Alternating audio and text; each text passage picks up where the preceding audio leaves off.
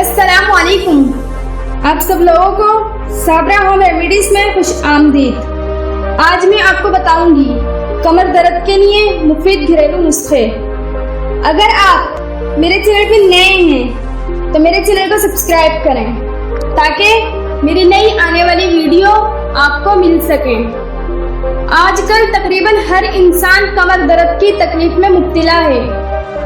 कुछ लोग इस दर्द को खत्म करने के लिए पेन किलर का इस्तेमाल करते हैं, लेकिन पेन किलर से वक्ती तौर पर दर्द कम हो जाता है, मगर बाद में ज्यादा मसाइल का सामना करना पड़ता है।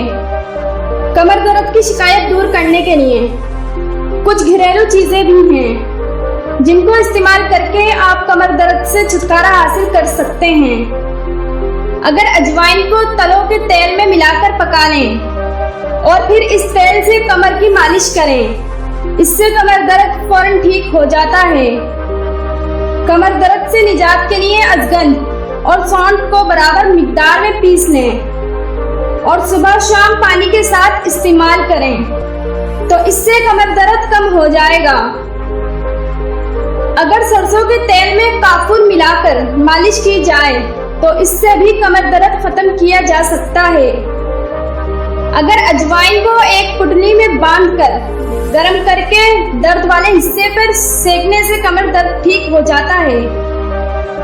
लहसुन के 2 जवे आधा गिलास पानी के साथ रोजाना खाने से कमर दर्द से मुकम्मल निजात हासिल की जा सकती है।